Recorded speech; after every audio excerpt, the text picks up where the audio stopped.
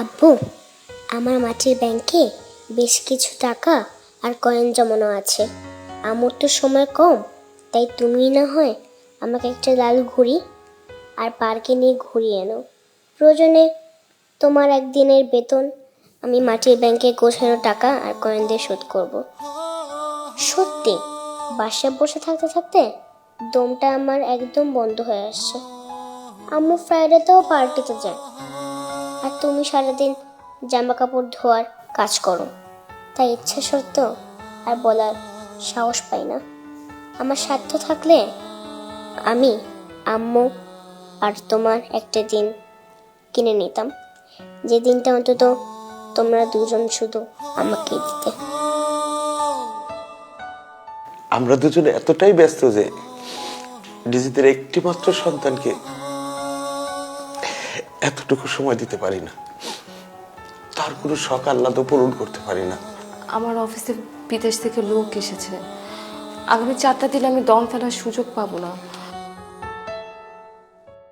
তুমি 4টা দিন একটু আমার মেয়েকে ভালো করে টেক কেয়ার করো।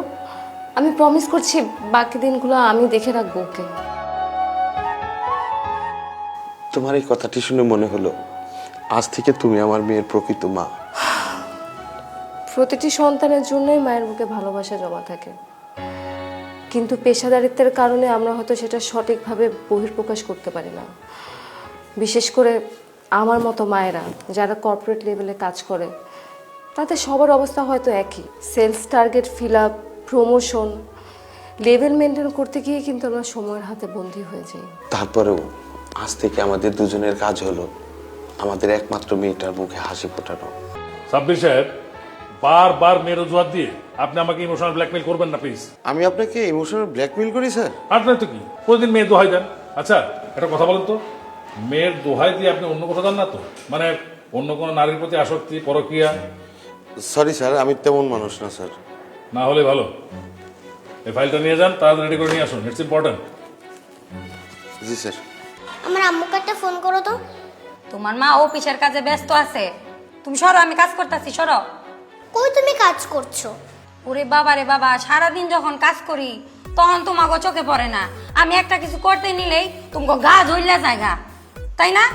দাঁড়াও, ফোন দিতাছি।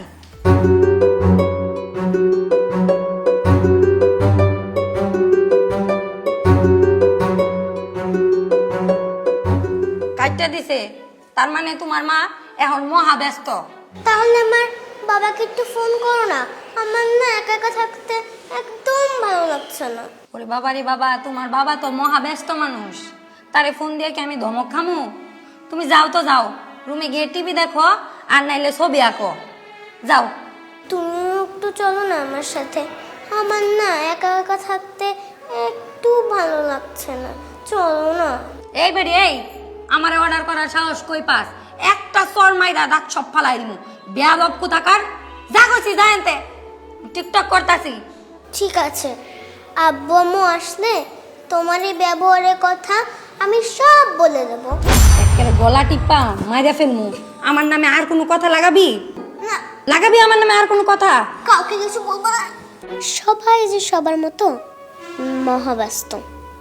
আজ আমার জন্মদিন, আব্বু আম্মু কেউই আমাকে একটু সময় দিতে পারছে না, অথচ আমার বন্ধুরা তাদের বাবা মার সঙ্গে কত মজা করছে, ঘুরে বেড়ায়। আমি জানি বাবা মা আমার জন্য একটা সুন্দর কেক নিয়ে আসবে, কিন্তু আমি তো কেকের থেকে একটা লাল ঘুড়ি পেলে সব থেকে খুশি হতাম। বাহ, ভেরি গুড, এই তো সব ঠিক আছে। আসলে গতকালকে আমি ফাইলটা চেক করে বুঝেছিলাম তুমি আপসেট ছিলে, তাই সব উল্টাপাল্টা ছিল। আজ তো সব ঠিকই আছে। স্যার, কিছু মনে না করলে একটা কথা বলতে চাই। আরে একটা কেন, তুমি 100টা বলো, আজকে আমার মুড অনেক ভালো আছে, বলো। স্যার, আগামীকাল আমার ছুটি লাগবে। আগামীকাল ছুটি? ওহ না না, আগামীকাল ছুটি দিতে পারছি না। আগামীকাল তোমাকে নিয়ে আমি একটা নতুন বায়ের সাথে সিটিংয়ে বসবো। তো তুমি এক কাজ করো, আগামী সপ্তাহে যে কোনো একদিন নাও, আমি চেয়ারম্যানকে বলে তোমার ছুটি স্যাংশন করে দিচ্ছি। কিন্তু স্যার, কাল আমার মেয়েটার জন্মদিন sir. Sabbir, don't be emotional.